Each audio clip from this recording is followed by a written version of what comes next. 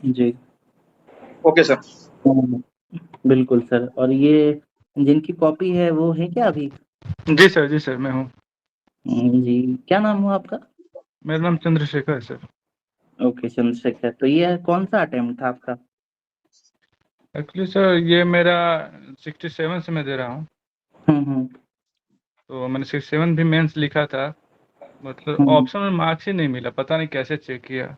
क्या था आपका ऑप्शनल? ज्योग्राफी था सर। अच्छा। कितने मार्क्स आए थे उसमें? उसमें सर 120 मार्क्स। अच्छा, और जीएस में? जीएस 1 में 154 था। हम्म। और जीएस 2 में 119 के करीब थे सर। अच्छा, ठीक है। देखिए, आपका कॉपी इवेलुएट हम किए थे, ठीक है। जी जी जी। और थोड़ी व्यस्तता थी तो कुछ पोर्शन रह गया है। बट देखिए, एक होलसम जो एक बनता है ना, एक नजरिया बन गया आपका आंसर पे। और बताते हैं आपको, ठीक है। देखिए, जीएस पेपर 1 का ये कॉपी है आपका, जी ठीक है। आप इसमें देखिए, पहला क्वेश्चन जो शॉर्ट आंसर है। जी अच्छा, एक चीज और हम कहना चाहेंगे कि हम आपका जब जीएस का कॉपी देख रहे थे और आपका एसए का कॉपी देख रहे थे, जी तो काफी अंतर नजर आ रहा है, ठीक है। अब पता नहीं उसमें क्या अंतर है, वो आप ही बता पाएंगे।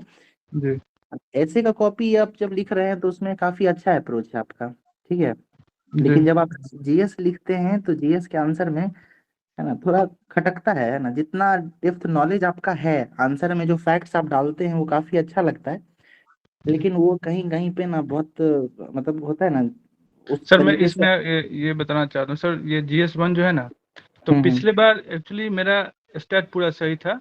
बट उसमें हम्म। मार्क्स ही नहीं मिला, अराउंड 14-15 नंबर काट लिए गए। स्टैट में? जी। ऐसा कैसे हो सकता है? अब पता नहीं, सब में मार्क्स कम कम करके दिया। सपोज 8 नंबर का है तो उसने 5 नंबर दिया, ऐसे कर करके सर।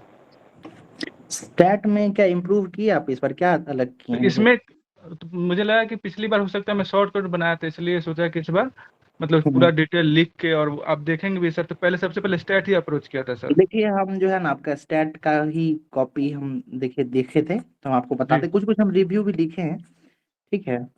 जी तो ये देखिए, आपका स्टैट यहाँ पे है, ये यहाँ से शुरू हो रहा है, ठीक है।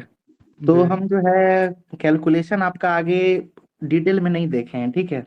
लेकिन जी एक चीज है जो हम इसमें लिखे हैं जी। कि I have not evaluated your calculation, लेकिन हम्म, उसका जो स्टैटिस्टिक्स का क्वेश्चन जो बीपीएससी में बनाने का अप्रोच होना चाहिए वो बहुत बढ़िया है आपका, ठीक है। और जी। स्टेप्स वगैरह जो आप लिखे हैं, लिख लिख के बनाए हैं इसमें क्या हुआ डिटेल ना कर। सर कि मैं ज़्यादा समय ले लिया, अब इसका असर ये हुआ कि अब ये देखा था कि पिछली बार से मुझे अनुभव हुआ कि जो हिस्ट्री वाला पोर्शन है उसमें सबको एवरेज मार्क्स मिल रहा था। तो मैं सोचा उसको हम्म। बाद में करूँ, फिर मैंने सेक्शन 2 किया सर, वो जिसमें करंट हम्म। अफेयर्स और पॉलिटी टाइप के क्वेश्चन थे इस बार। तो हम्म। फिर उसको उसको अप्रोच किया और लास्ट में उसको किया, इसलिए सब शुरुआत में जो है ना वो आपको उसमें दिखेगा सर, उसका ये ठीक है। है। तो अगर स्टैटिस्टिक्स की बात करेंगे पहले, तो आपका जो है अप्रोच इस बार काफी अच्छा है, ठीक है। जी। और अगर आप कैलकुलेशन सही किए हैं तो हमको लगता है कैलकुलेशन भी कि पूरा सही सर, मैंने दोबारा भी रूम पे आके बनाया था उसको। तो इस बार हो सकता है कि आपको 72 में 72 आ जाए। अगर कुछ मार्क्स, अगर आप 5-6 नंबर हटा भी दें तो अगर कैलकुलेशन सही है तो 65 प्लस आपको इसमें आ सकता है, ठीक है। जी। इसका है पोटेंशियल, बढ़िया है ये। ओके। उसके बाद जो उसके बाद सर खटकता है ना, जी, हम वो सेक्शन 2 भी बताते सर हैं। ठीक ठाक गया होगा। सेक्शन 1 वो हो सकता है क्योंकि जल्दी जल्दी में करना पड़ा, टाइम कम पड़ रहा था, ऊपर से शॉर्ट क्वेश्चन बहुत सारे थे। कोई बात नहीं, अब इसको जो है ना शुरू से हम बताते हैं, ठीक है। एक सेकंड। देखिए, ये पहला क्वेश्चन आप जो टैकल किए हैं, जी पूछ रहा है इंडियन काउंसिल एक्ट 1892 के बारे में, ठीक है। जी। लेकिन जब आप इसको लिख रहे हैं तो 18। हाँ, आप ये देखिए कि आप जो है ना 1861 के फीचर को लिख दिए हैं। हाँ, एक फीचर मैंने वो लिख दिया, पता नहीं गलती से उस समय जल्दबाजी में क्या हुआ ना कि मुझे वो हो गया, कंफ्यूजन की वजह से मैं लिख पाया सर उससे। कोई बात नहीं। देखिए, बाकी स्टूडेंट भी जो देख रहे हो, है ना, इस चीज का ध्यान रखिए कि शॉर्ट आंसर जो क्वेश्चन है ना उसमें आप फैक्चुअली गलत मत होइए। ये छोटा आंसर दिया ही इसलिए जाता है कि उसमें आपकी जो जानकारी है, इन डेप्थ जो फैक्चुअल नॉलेज है उसको परखा जा सके, ठीक है। तो ये बहुत बड़ा जो है ना एक गलती है आपका। जी जी। फैक्चुअली जो आप ये करेक्ट इनकरेक्ट हो गए हैं, इसके लिए आपका मार्क्स यहाँ पे डिडक्ट करेगा। और दिक्कत ये है कि आपका पहला ही क्वेश्चन है ये, पहला ही ठीक है क्वेश्चन ना। जैसे पहला क्वेश्चन का पहला पॉइंट ये थी, बहुत गलत वो बना देता इम्प्रेशन आगे है। तो, है ना, जी जी। इंप्रेशन गलत ये देता है। उसके बाद बाकी जो है इसमें आप ठीक मिला जुला के लिखे हैं, काफी वेग स्टेटमेंट यूज किए हैं। बट 1892 का जो एक्ट है ना, इसमें इसी प्रकार का पॉइंट लिखा ही जा सकता है, इसमें कुछ खास है भी नहीं, ज्यादा ठीक कुछ है। था ही नहीं उसमें जी। बिल्कुल बिल्कुल ठीक है, तो ये ठीक है। उसके बाद देखिए अगला क्वेश्चन है संथाल विद्रोह के बारे में, तो ये बढ़िया लिखे हैं आप, ठीक है ना। जी सारे कंसिक्वेंसेस इसमें लिखे हैं, सारा मल्टीपल डायमेंशनल है। काउज भी जी लिखे हैं आप। फिर उसके लीडर्स के बारे में, साथ में ये जो महिलाओं के बारे में जो आप लिखे हैं, वुमेन रिप्रेजेंटेशन जो है, ये जी भी काफी अच्छा है। हमको नहीं लगता है कि ये शॉर्ट आंसर टाइप में ज्यादातर लोग यूज करते हैं इस पॉइंट को, तो ये सब जी आपको थोड़ा प्लस पॉइंट दे सकता है, ठीक है। जी और कंसिक्वेंसेस भी बढ़िया लिखे हैं, छोटे आंसर में आप सारा डायमेंशन टच किए हैं। तो ये आंसर पढ़ के मजा आता है, लेकिन फिर इसी तरह का जब अगला कोई आंसर देखते हैं तो इसमें लगता है कि पता नहीं वो आप ही लिखे हैं कि कोई और लिखा है, ठीक है। तो एक प्रकार का जो है ना वो कहते हैं ना कि एक बहुत अच्छा आंसर है और दूसरा जो है उसमें डायरेक्ट वो लगता है कि पता नहीं क्या हो गया है, ठीक है। जी अगला क्वेश्चन देखिए, चंपारण सत्याग्रह वाला है, ये भी बढ़िया लिखे हैं, लेकिन यहाँ देखिए एक चीज और फैक्चुअली आप गलत कर दिए हैं, ठीक है। जी ये देखिए आप क्या लिखे हैं, a committee was formed under the leadership of Gandhi ji. तो वो जो एग्रेरियन कमेटी बनी है चंपारण सत्याग्रह के बाद, उसके लीडर कौन है ना। वो गांधी जी तो नहीं है, गांधी जी मेंबर हैं उसके, लेकिन उसके लीडर हैं एफजी सलाई, ठीक है। जी तो जी ये फैक्ट जो है ये काफी पॉपुलर है ना, और यही आप गलत कर दिए हैं। तो ये सब जो होगा ना, आपको थोड़ा निगेटिव उसमें जाएगा, आपके पक्ष में नहीं जाएगा ये सब चीज, ठीक है। जी उसके बाद देखिए ये क्वेश्चन मौर्य कला वाला है, काफी अच्छा लिखे हैं आप, ठीक है। अच्छा, हर क्वेश्चन में है ना आप इंट्रोडक्शन ठीक से नहीं दे पा रहे हैं।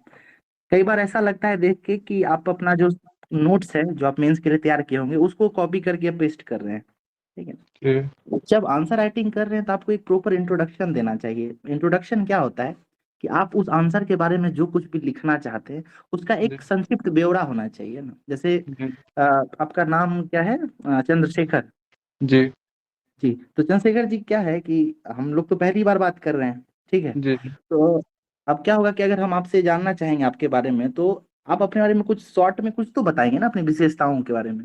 जी सर उससे क्या होगा कि एक पॉजिटिव इंप्रेशन क्रिएट होगा। हम आपको जानते तो नहीं हैं, लेकिन इंट्रोडक्शन जो आप देंगे उसी से एक दिलचस्पी बनेगी ना, ठीक है। जी तो इस आंसर में आप क्या प्रस्तुत करना चाह रहे हैं उसके बारे में अगर आप ब्रीफली कुछ बताएंगे तो वो देख के ना आपके अगले पोर्शन में इंटरेस्ट क्रिएट करेगा। ये चीज हम आपके ऐसे पोर्शन में हम प्लस पॉइंट देंगे कि आपका इंट्रोडक्शन पढ़ के एक मिस्ट्री, एक बहुत अच्छा इंप्रेशन क्रिएट होता है, ठीक है। जी सर।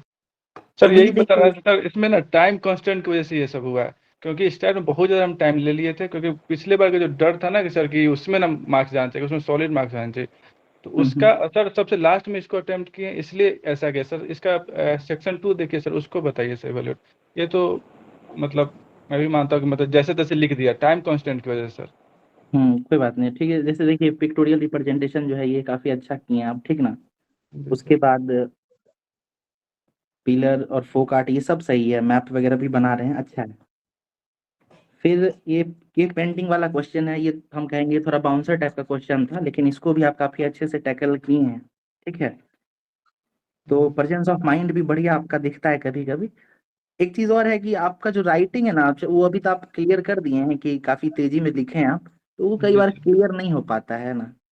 आप जी कैसा भी लिखे, राइटिंग उतना नहीं फर्क करता है, बट जो चेक करने वाला है उसको क्लियर समझ में तो आना चाहिए, है ना। आपका आंसर पढ़ने में अगर उसको एफर्ट लगाना पड़ेगा तो समझिए कि उसके पास 50 कॉपी रहता है एक दिन में, ठीक है। जी सर।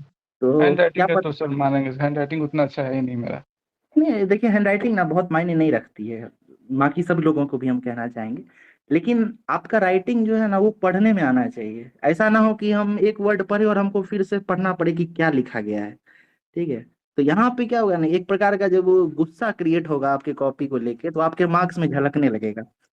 इस चीज का ध्यान रखें। कई बार क्या होता है ना कि देखने में इतना क्लियर होता है कि उसको लोग वापस नहीं पढ़ के फटाफट आंसर दे के आगे बढ़ते हैं। तो इस चीज का आप थोड़ा ध्यान रखें आगे भी, है ना। जी सर। देखिए इस क्वेश्चन में जो है हम आपको थोड़ा रिव्यू भी लिखे हैं। ये बड़ा आंसर है, 38 मार्क्स का था, ठीक है। जी सर। और इस आंसर को देख के जो है इसमें पहले हम आपको ना पढ़ के बताते हैं कि हम क्या लिखे हैं, ठीक। लिखे हैं इसमें कि your in depth knowledge can be seen in your answers, ठीक है। लेकिन होता क्या है कि there is a lack of continuity and flow. मतलब जब पढ़ते हैं ना तो पिछला पैराग्राफ और आने वाला पैराग्राफ में कोई कंटिन्यूटी नजर नहीं आता है, ठीक है। ऐसा लगता है कि वो किसी और चीज के बारे में लिखा गया था, अभी किसी और चीज के बारे में लिखा है, ठीक है। जी उसके बाद कई बार क्या है, ग्रामेटिकल एरर्स भी देखने के लिए मिल रहा जी, वो होगा सर। है ना। और बाकी अदरवाइज इसका आपका आंसर सही है। अब ये क्वेश्चन देखिए, इसमें कह रहा है कि बिहार का जो है, Bihar has been the centre of learning and spiritualism for ancient India, है ना। तो एक्सप्लेन इन डिटेल। अब आपको बताना है कि एंशियंट टाइम में ये बिहार जो है लर्निंग और स्पिरिचुअलिज्म का केंद्र रहा है।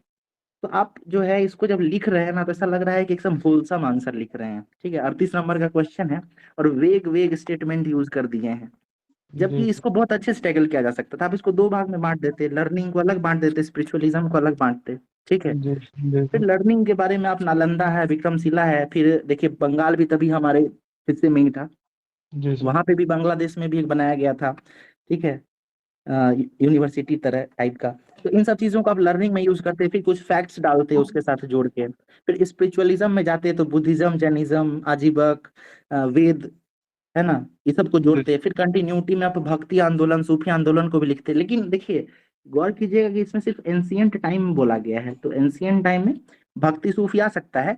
लेकिन आप इसमें क्या कर रहे हैं, यहाँ पे गौर कीजिएगा, तो आप कॉलोनियल टाइम के बारे में भी लिख दे रहे हैं, ठीक है।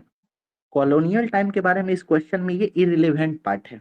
इसको अगर लिखना भी था तो इसको आप कंक्लूजन में इस तरह से लिख सकते थे कि चूंकि बिहार जो है वो शुरुआती समय से ही शिक्षा और स्पिरिचुअलिज्म का केंद्र रहा है, तो इसका प्रभाव जो है मॉडर्न टाइम में भी देखने के लिए मिलता है। और मॉडर्न टाइम में इसी क्रम में जो है कॉलोनियल टाइम में पटना कॉलेज, एग्रीकल्चर कॉलेज, ये सब देखने के लिए मिलता है। तो इस तरीके से जब ये लिखते आप तो ये पॉइंट जो है ना वेरीफाइड हो जाता है, ठीक है।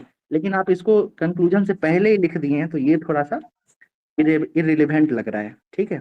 उसके बाद जी जैसे आप सर। सिक्सिज्म की बात कर रहे हैं इसमें, इस क्वेश्चन में, तो आप क्या डायरेक्ट गुरु गोविंद सिंह के बारे में लिख दे रहे हैं और फिर वहां से सीधा आप उस बुक के बारे में लिख दे रहे हैं, गुरु ग्रंथ साहिब के बारे में। लेकिन आपको जानना चाहिए कि गुरु नानक साहब भी बिहार की तरफ आए हैं, है ना। उनका ट्रेवलिंग्स जो है बिहार की तरफ रहा है, बहुत सारे टेक्स्ट लिखे हैं वो बिहार पे।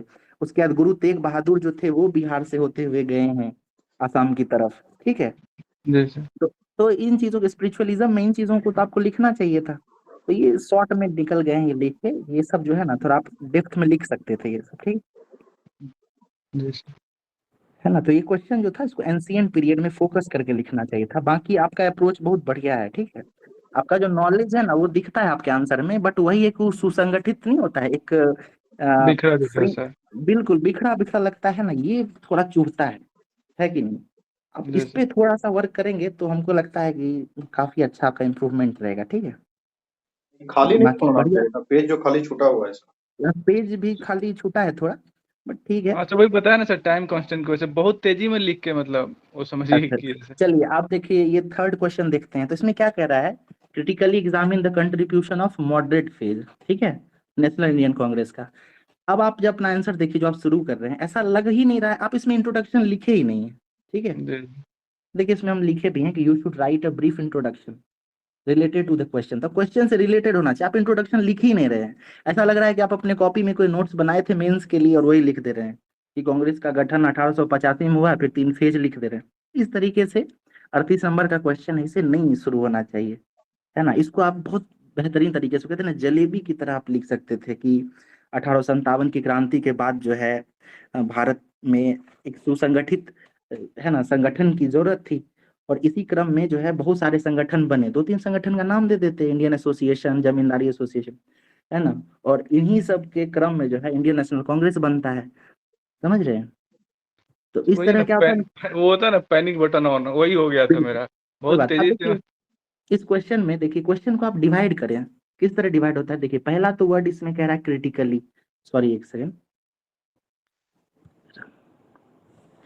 पहला पोर्शन इसमें कह रहा है क्रिटिकली, ठीक है। क्रिटिकली मतलब कि आलोचना करना है, ठीक है। अब अगला देखिए, कंट्रीब्यूशन बताना है आपको इस क्वेश्चन में, फिर मॉडरेट फेज के बारे में बात करनी है और इंडियन नेशनल कांग्रेस के बारे में बात करनी है, ठीक है। इसको 3 पार्ट में बांट लिए हैं। पहले आप इंडियन नेशनल कांग्रेस के बारे में बता देते, फिर मॉडरेट फेज के बारे में बता देते और फिर मॉडरेट फेज का कंट्रीब्यूशन क्या है वो बता देते, ठीक है। और जब ये सब बताने के बाद उसको आप क्रिटिकली आलोचना कर देते हो उसका, ठीक है, समझ रहे हैं आप? Yes sir sir. ठीक है। अब देखिए हम यहाँ लिखे भी हैं कि आपका जो है ना, it is appearing like you are copying from your notes, तो ऐसा ऐसा नहीं लगना चाहिए, आंसर है ना ये, ठीक है। अब देखिए कंट्रीब्यूशन ऑफ मॉडरेट्स, ये मेन पोर्शन था आपके क्वेश्चन का, तो आप इसमें मात्र 3 पॉइंट लिख के छोड़ दिए। अभी पॉइंट देखिए कई साल मतलब रिपीटेड पॉइंट नजर आ रहा है, ठीक है। जैसे पहला लिखे हैं, moderates relied on not very, क्या है ये? Relied on not very assertive way. Assertive है, ठीक है। उसके बाद they believe on plead and pray, ये चलिए एक पॉइंट ठीक है, ठीक है। तो ये कंट्रीब्यूशन तो नहीं है, ये क्रिटिसिज्म हो सकता है, ठीक है। यही तो क्रिटिसिज्म था इन पे, मॉडरेट्स पे, ठीक है। वही सर, तो क्या क्रिटिकली ये, था तो वो थोड़ा। हाँ नहीं, क्रिटिकली तो आप लास्ट में जाएंगे ना, आप शुरू तो क्रिटिसाइज करते हुए नहीं कर सकते हैं, ठीक है। पहला तो देखिए इस क्वेश्चन में पोर्शन क्या है, कंट्रीब्यूशन ऑफ मॉडरेट्स, तो पहले ये बताइए तो कि मॉडरेट्स का कंट्रीब्यूशन क्या है, ठीक है। और फिर उन पे क्या आलोचना है, उनकी क्या आलोचनाएं हैं वो लिखेंगे, ठीक है। जी जी उसके बाद देखिए आप यहीं पे 3 पॉइंट लिखने के बाद सीधा आप एक्सट्रीमिस्ट लोगों के बारे में बात करते हैं, है कि नहीं, लाल बाल पाल, चलिए ठीक है, ये भी एक बार सुनने के लिए ठीक है, लिख दिए हैं। लेकिन आप यही पॉइंट देखिए एक बार यहाँ फिर बॉक्स बना के आप लिख रहे हैं, एक्सट्रीमिस्ट लीडर और मॉडरेट्स लीडर, ठीक है, जबकि आप मॉडरेट्स लीडर के नाम को यहाँ पे भी बता चुके हैं इस जगह भी। तो ये जी कंटिन्यूटी है ना, अवॉइड रिपीटेशन, इस बात को ध्यान रखें, एक ही क्वेश्चन में यहाँ पे फिर देखिए प्लीड एंड प्रे आप कर दिए हैं, है ना, जबकि जी ऊपर आप लिख ही चुके हैं इन चीजों को, तो इसको बार बार दोहराने से कोई फायदा नहीं है, ठीक है। क्या होगा, जी क्या एक ही चीज एक आंसर राइटिंग मतलब जो चेक कर रहा है, ठीक है, प्रोफेसर हो, विद्वान होगा ना वो, तो वो जी एक बार देख लेगा कि आप इन चीजों को डील कर चुके हैं, लेकिन आप फिर से वही लिख रहे हैं, तो ऐसा लगेगा कि बस पेज भरने के लिए लिखा जा रहा है, कुछ नया कुछ प्रोडक्टिव तो नहीं आ रहा है कि नहीं। तो देखिए जी यहाँ जी। हम लिख दिए हैं कि it seems like you are trying to just fill the pages, तो ऐसा नहीं लगना चाहिए, है कि नहीं। उसके बाद आलोचना वगैरह, ठीक है। कंट्रीब्यूशन ऑफ मॉडरेट्स जो था इस क्वेश्चन का मेन डिमांड था, ये हम लिख दिए यहाँ पे कि इसका जी मेन डिमांड था, और क्वेश्चन जो है ना आपके आंसर में ये मिसिंग पार्ट है, इसको आपको लिखना चाहिए, ठीक है। कम से कम 5 पॉइंट आप बताते हैं इसके, तो मजा आता है इस क्वेश्चन में, ठीक है। जी अब देखिए ये पोर्शन है जो आप बोल रहे हैं कि आप इसको अच्छे से टैकल किए हैं, ठीक सर है। एक चीज ऐड करना चाहेंगे। जी सर, बिल्कुल बिल्कुल सर जी। जी, इन्होंने जो मतलब कि फिलिंग द पेजेस टाइप का जो मामला किया था कि एक ही चीज को घुमा घुमा के लिख रहे थे। जी पिछले सर। बार 68 का कॉपी, हाँ, इवेल्युएटेड कॉपी आया था, उसमें हमने जी देखा था कि क्या किया था कि उसमें प्रोफेसर ने 38 नंबर के क्वेश्चन में 4 नंबर दिया था और साफ साफ हम्म, शुद्ध अक्षरों में लिख दिया था कि आपने जो है कि कंटेंट से बाहर की चीजों को लिखने का प्रयास किया है, जितनी भी बातें आपने लिखी है वो कोई भी कंटेंट से रिलेटेड है ही नहीं, तो वो 4 नंबर भी मिलते हैं और जी जी 1 नंबर भी मिलते हैं। मैंने एक कॉपी देखा था जिसमें कि 1 नंबर दिया गया था, पूरे के पूरे को बिल्कुल। देखिए कर दिया गया था। तो ये अगर आप जब कॉपी, ब्लफ करने का कोशिश करेंगे या फिर रिपीट करके लिखेंगे या आउट ऑफ द कॉन्टेक्स्ट आप चीजों को लिखेंगे तो उसके नंबर नहीं मिलते हैं। देखिए होता क्या है कि क्वेश्चन का जब कॉपी चेक होता है ना, तो उसका जो है ना एक मॉडल आंसर तैयार किया जाता है, एक फ्रेम दिया जाता है सभी प्रोफेसर्स को, और उसी आधार पे कॉपी चेक किया जाता है। आपके आंसर में अगर वो इंग्रेडिएंट्स है जो उस मॉडल आंसर में था, उसके आसपास भी है, तो आपको अच्छा मार्क्स मिलेगा, ठीक है। और उससे अगर बहुत जितना भटकाव रहेगा उतना मार्क्स कम होता जाएगा, आप जितना उसके आसपास लिखेंगे आंसर उतना नंबर मिलेगा, इसी तरीके से बीपीएससी का कॉपी चेक होता है, ठीक है। देखिए ये पोर्शन जो है आप अच्छे से लिखे हैं, लेकिन इसमें देखिए फिर आप इस क्वेश्चन का पहला ही फैक्ट जो है वो गलत कर दे रहे हैं, कि जो ये साहबानो केस है, ठीक है, ये 2007 आप लिखे हैं, ये 1985 का है, ठीक है, ये इंदिरा गांधी, सॉरी, राजीव गांधी के समय में आया था, ठीक है। जी सर। आप एक बार इन चीजों को चेक कर लीजिएगा, ठीक है। उसका देखिए अगला केस जो है वो ठीक है, इसका ठीक जिक्र किए हैं, फिर इन सबको भी ठीक जिक्र किए हैं। अच्छा, ये जो पॉइंट आप लिखे हैं, ये India rank in global gender gap report के बारे में जब लिख दिए हैं, तो ये जो है ये सुप्रीम कोर्ट के जजमेंट से किस तरह रिलेटेड है कि नहीं। तो ये स्टेटमेंट जो है यहाँ पे थोड़ा सा अटपटा लग रहा है, इसका थोड़ा ध्यान रखें।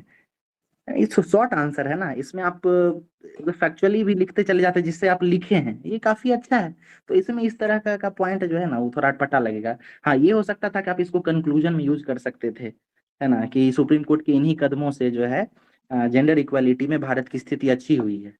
पिछला डाटा दे देते और अभी का डाटा दे देते तो हो सकता था ये अच्छा लगता, लेकिन बीच में हम डाल दिए हैं तो थोड़ा सा अटपटा लगता है। ठीक है, बाकी फिर सायरा बानो केस ये ठीक यूज किए हैं, ट्रिपल तलाक भी दे दिए हैं।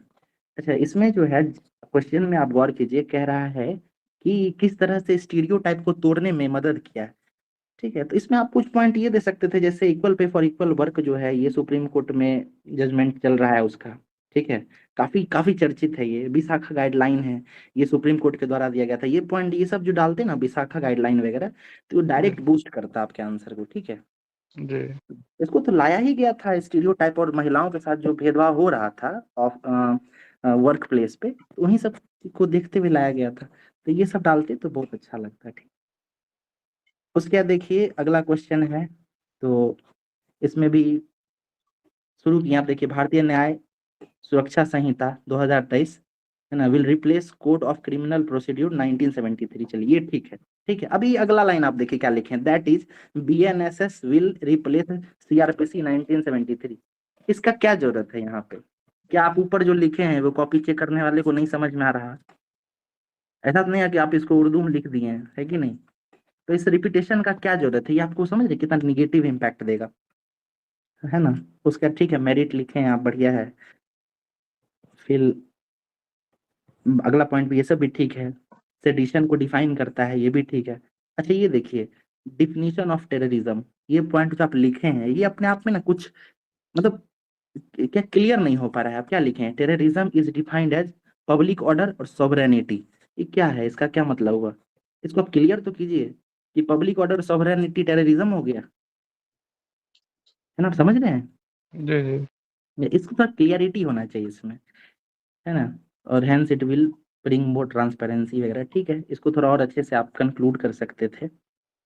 अगला आर्टिफिशियल इंटेलिजेंस है, ये किस तरह से लेजिस्लेशन और लेजिस्लेटिव इंस्टीट्यूट है उसको डिसीजन मेकिंग को आसान बनाएगा। तो ठीक है, ये सब आप अच्छा यूज किए हैं। ठीक है, बैलेंस आंसर लिखना बहुत जरूरी है।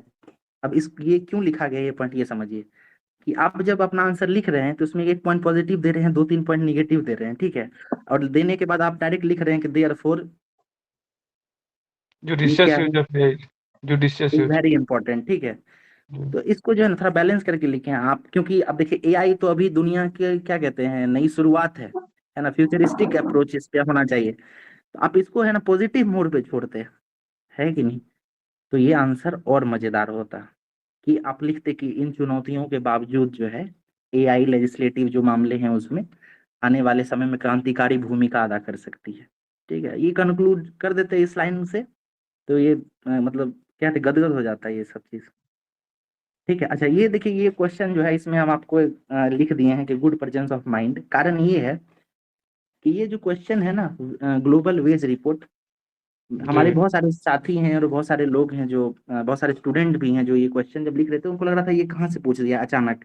ठीक है, जी लेकिन आप हमको लगता है कि आपको भी लगा होगा शायद, है ना, जी एग्जाम जी टाइम जी में, है कि नहीं? जी ये था ही, इस तरह का बाउंसर क्वेश्चन ही था, लोग इन चीजों को नहीं तैयार करते हैं। जैसे एक बार और हमको याद आ रहा है कि एक बार एनसीसी के बारे में 68वीं में पूछ दिया था।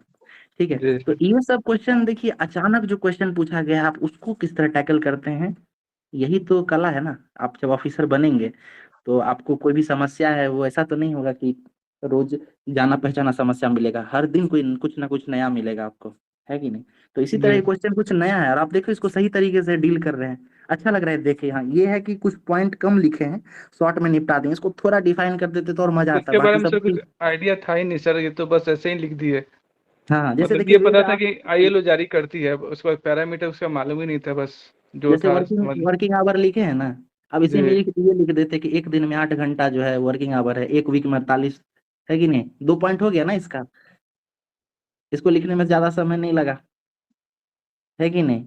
जी फेवरेबल कंडीशन इसके साथ जोड़ते थे। अच्छा, इन सब चीजों को जोड़ते हुए एक पॉइंट यहाँ ये लिख देते कि भारत जो है इसमें 2019 में जो वेज एक्ट है उसमें बदलाव आया जी है कि नहीं? तो हो जाता, थोड़ा सा इसको कर देते। बाकी आप इसको इतना भी जो आप लिखे हैं ये भी अच्छा है, ठीक है ना। जी चलिए अब अगला देखते हैं, ठीक है।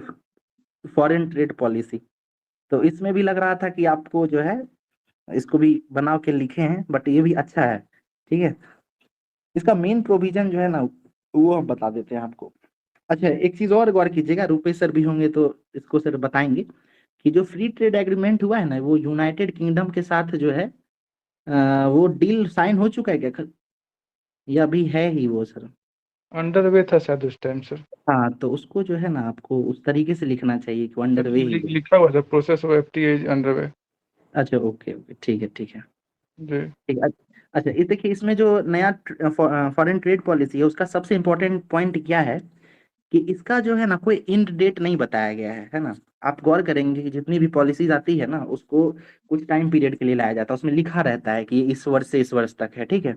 लेकिन ये जो हमारा नया ट्रेड पॉलिसी है इसमें जो है इसका कोई टेन्योर नहीं दिया गया। इसका कारण क्या है ये समझिए कि अभी क्या हुआ कि हम जो पिछला ट्रेड पॉलिसी यूज कर रहे थे ना उसके बीच में ही जो है हमारा कोरोना आ गया, फिर रसिया यूक्रेन वॉर और मिडिल ईस्ट प्रॉब्लम ये सब आ गया है, ठीक है। लेकिन हमारा पॉलिसी जो था वो फिक्स टेन्योर का था, तो बीच में हम उसको बदल नहीं पा रहे थे। तो इस बार जो है क्या किया गया है कि जो नई जो पॉलिसी लाई गई है उसमें इसका डेट जो है एंड डेट नहीं दिया गया है। इसमें ऐसा लिख दिया गया है उसी प्रोविजन में कि जरूरत के अनुसार हम इसको बदल भी सकते हैं। तो ये जो है ना एक की फीचर था, उसको लिख सकते थे आप, ठीक है।